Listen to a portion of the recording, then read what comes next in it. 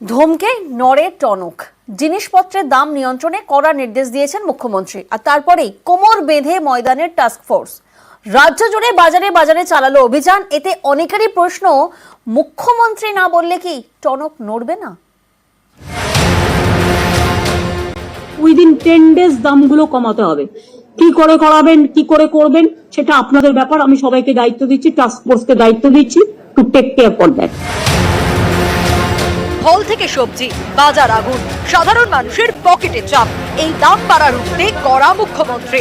মঙ্গলবার নবান্নের বৈঠক থেকে কড়া বার্তা দেন। টাস্ক ফোর্সের ভূমিকা নিয়ে ক্ষোভ প্রকাশ করেন। আমি মজুতদারি ফোরেদের বারবারান্ত ঠেকাতে একটা টাস্ক ফোর্স তৈরি করে দিয়েছিলাম। টাস্ক ফোর্সের কাজ ছিল বাজারের দাম নিয়ন্ত্রণ করা। তারা এখন কি করছে? তারা কি টাস্ক ফোর্সের মিটিং করছে এখন রেগুলারলি? আমি এখন থেকে অর্ডার দিচ্ছি, ইনস্ট্রাকশন দিচ্ছি, 7 দিন পর পর এই মিটিংটা কম্পালসারি করতে হবে, আর আমাকে প্রতি সপ্তাহে রিপোর্ট দিতে হবে কত রকম লোক।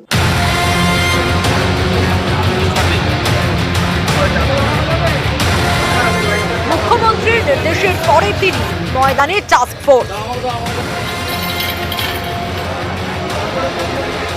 কলকাতা থেকে জেলা বাজারে বাজারে নজরদারি।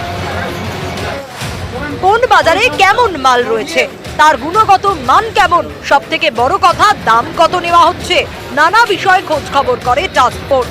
ওজনের মেশিনেও পরীক্ষা করা হয়। জিনিসপত্রের দাম নিয়ন্ত্রণে টাস্ক ফোর্স।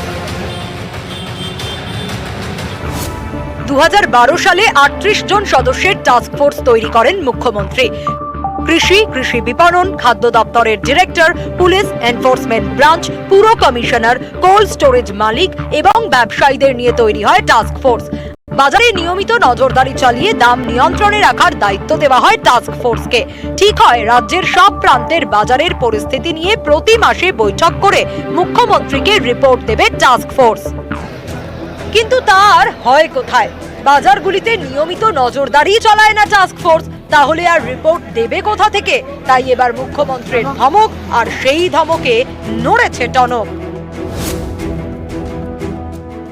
এতদিন দেরি হলো কেন? যে কোনো কারণে অনেক সময় আমরা ভাবি যে আমি কেন দায়িত্ব নিয়ে করব, উনি ভাবেন কে দায়িত্ব নেবে। যতক্ষণ না আমাদের দিদিরা দায়িত্ব দিচ্ছেন বা নির্দেশ দিচ্ছেন, কেউ এগোতে চায় না। এইটাই সমস্যা। সেইটা মিটে গেছে, এখন আর ওইসব ভেবে লাভ নেই, সামনে এগোতে হবে। সম্প্রতি মুখ্যমন্ত্রী নানা বিষয় সুর চড়ান।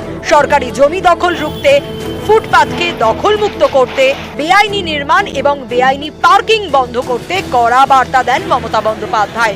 এসব ক্ষেত্রেও মুখ্যমন্ত্রীর ধমকের পরেই নড়েছে টনক। পথে নেমেছে পুলিশ প্রশাসন।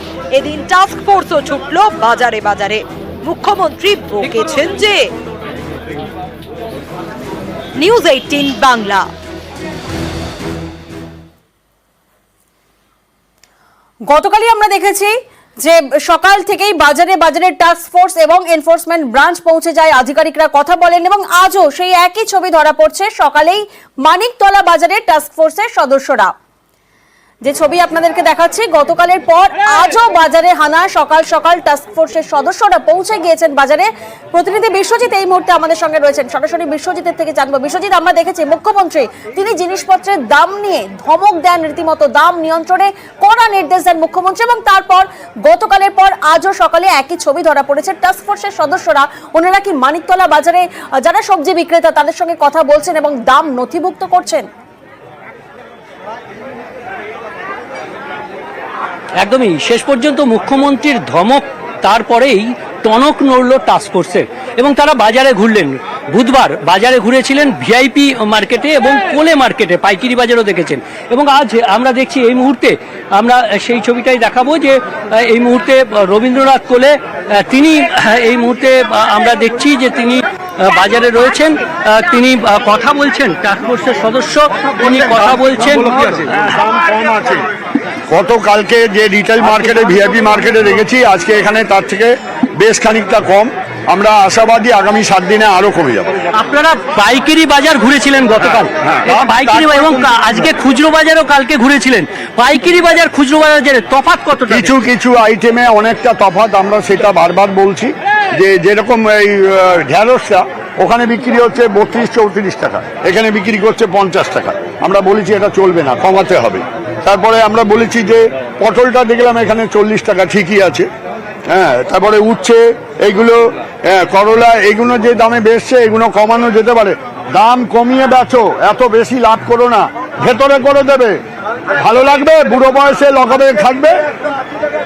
শোনো, কোনো কথা শুনবে না, যেরম কেনো, যেরম কিনবে সেরম বেচো। শোনো, যেরম কিনবে সেরম বেচো, অতিরিক্ত সুযোগ নিও না, এসব করো না, বারবার বলছি। হ্যাঁ, এসব করো না। দাম কমছে, তার মানে দাম তো কমানো যায়। আচ্ছা, কমানো বুঝেছি। মাল, আমরা কোলে মার্কেটে গিয়েছিলাম, ওখানে মালের ক্রাইসিস আছে, কারণ আমরা কোনো ভিড় দেখিনি। যে ভিড়টা অন্যান্য দিন গিয়ে দেখি সেটা দেখিনি, অনেকটা ফাঁকা ছিল।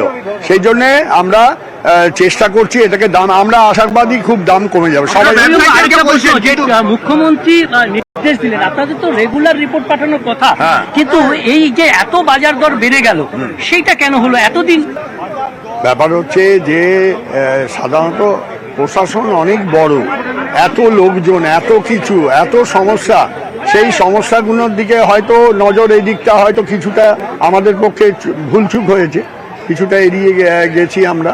কিন্তু শেষ পর্যন্ত তো আমরা নেমেছি, দেখছি কমে যাবে, আর চিন্তা নেই। একদিনে কতটা কমলো সেটা আমি বলতে পারবো না, ঘুরে বলতে পারবো। অনেকটাই কমবে, অনেকটাই কমবে। ব্যবসায়ীরা বলছেন, আপনার ব্যবসায়ীদের কাছে বলছেন, তাদেরকে দাম কমাতে বলছেন, কিন্তু তারা বলছেন যারা মিডলম্যান তারা তো দাম বাড়াচ্ছে, যারা ঘুরে তারা দাম বাড়াচ্ছে, তাদের কাছে এরা যাদের থেকে এদেরকে যারা সাপ্লাই দিচ্ছে তারা হচ্ছে হোলসেল মার্কেটগুলোই দেয়, বা কিছু লোক আছে যারা ডাইরেক্ট মাল এনে দেয়, সেইগুলো আমরা ধরার চেষ্টা করছি, কি করা যায় সেটা দেখা যায়। আর এবারে একেবারে সারা বাংলা জুড়ে চলছে এই পদ্ধতি, এবং যত জেলার এসডিও, বিডিও তারাও জয়েন করেছে, সমস্ত বাজারগুলোয় জেলাতে যাচ্ছে, এবং এর এফেক্ট সারা বাংলা জুড়েই পড়বে 10,30,00,000 একেবারে লোকের। বিশ্বজিৎ, বোঝাই যাচ্ছে যে পাইকারি বাজারের সাথে দামের সামঞ্জস্য বজায় রেখেই ব্যবসা চালাতে হবে, এমনটাই পরামর্শ দিচ্ছেন টাস্কফোর্সের সদস্যরা।